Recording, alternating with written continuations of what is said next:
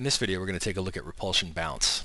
Repulsion bounce can be used as a keep apart operator to push particles away from each other or pull them together, and it can also be used to simulate collisions. So we're going to take a look at each of those. Right here we've got a bunch of dynamic sets. Most importantly right now the shooter is disabled, which is happening here.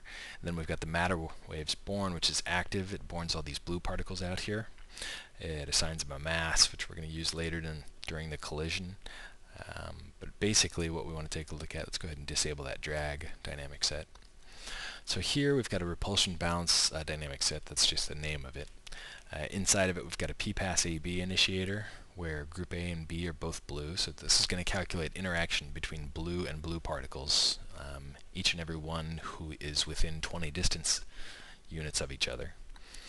And when a blue particle finds another blue particle who's within 20 units, then both of those two particles are going to be sent out on the A particle and B particle. And remember, this combination happens for each and every blue who's within 20 units of any other blue. So there can be quite a few outputs and calculations just in one time step. Anyway, so we've got those two blues being sent out here. It comes into repulsion bounce. Repulsion bounce uses two particles and calculates a repulsion value. If we set this negative, it's going to pull them together, but we'll see what we have to do also to modify that. For now, we'll just go ahead and look at it with a value of 1. This is going to kind of push them apart. The bounce value is kind of an energy multiplier. You can set this above 1 to add energy during this interaction. We'll just go ahead and set it to 1 right now. If you set it below, it can actually remove energy. And bounce elasticity handles energy loss during an interaction. What this 0.5 is going to tell us is that half of the energy is going to be given to one particle and half to the other. If we were to set it to 1, then there would be no energy loss between the two particles. Let's go ahead and just leave that at 0.5 right now. Mass is a mass difference multiplier. What that means is if you have one particle who weighs 10 and another one who weighs 1, then obviously there's a difference of 9 between them. But if you increase this mass multiplier to 2, then what's going to happen is that 10 is going to seem twice its original mass versus the other one. It's basically going to amplify the mass difference between the two of them. We'll go ahead and set that back to 1. And rotation determines whether or not the particle actually gets rotation during the interaction. As a regular keep apart, you don't see it a whole lot, but during collisions you will. If it's set to 0, then there will be no rotation during the interaction, but we'll just go ahead and leave it at 1 right now. Let's go ahead and see. We've got PPass AB set up with blue and blue, distance of 20. Let's just go ahead and see what happens as these guys interact. We'll go ahead and just set up our time and hit play. And we can see that they all kind of spread out there. Let's go ahead and change our time setup, give them a little longer to interact, and go ahead and hit play. We can see them all kind of push each other out there. They try to spread out, and eventually they'll equalize. You can see that we have this drag disabled. If you do not add any kind of friction in here, then inertia is just going to carry them away. So we're going to go ahead and turn on this drag, and of course our master dynamic is set to edit on the fly off, so it has to try to calculate that update.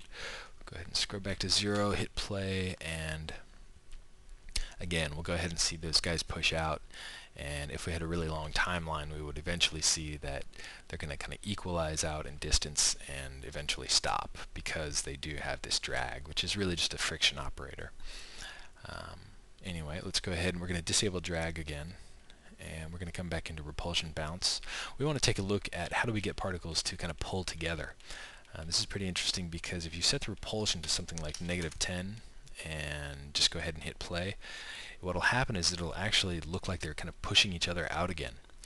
What you have to do to get them to pull together is you're going to have to decrease the actual bounce so that it can result in a loss of energy so that they can kind of fall in toward each other. We'll go ahead and reduce this to say somewhere in 0.5 area. And now we can see that as we play, they're starting to kind of fall toward each other. We can get this effect to happen more pronounced if we decrease that bounce. And remember, bounce is the energy multiplier during this interaction. And now you can see with point 1, they really kind of fall together like that.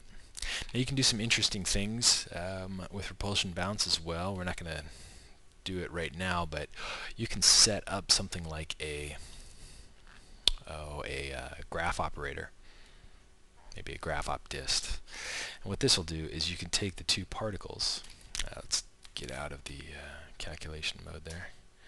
You can take the two particles and have it calculate their positions, and then using their distance to each other, we could say, okay, use a fade in or fade out. Use a fade in value, and then you could control that bounce.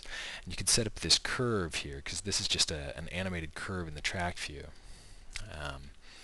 You could make it so that let's get that keyboard shortcut working there, so that when the particles are close together, maybe at 0, that the value coming out of this curve is 1. And then you could feed that into the bounce.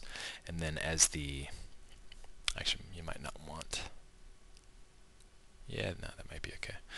Yeah, so as the distance is, when the particles are far away, we could have them pull toward each other out here with this negative value. And then when they get close together again, we could have them calculate a positive value to kind of push them away. We might take a look at that in a separate video file, but this is just one of the ways that you can set up data dynamically in TP to drive this repulsion bounce to get a different kind of effect. And of course that would mean that these particles, when they're far away, they're going to kind of be attracted toward each other, but when they get too close, then they turn around and the bounce or repulsion value gets changed and is going to try to push them away.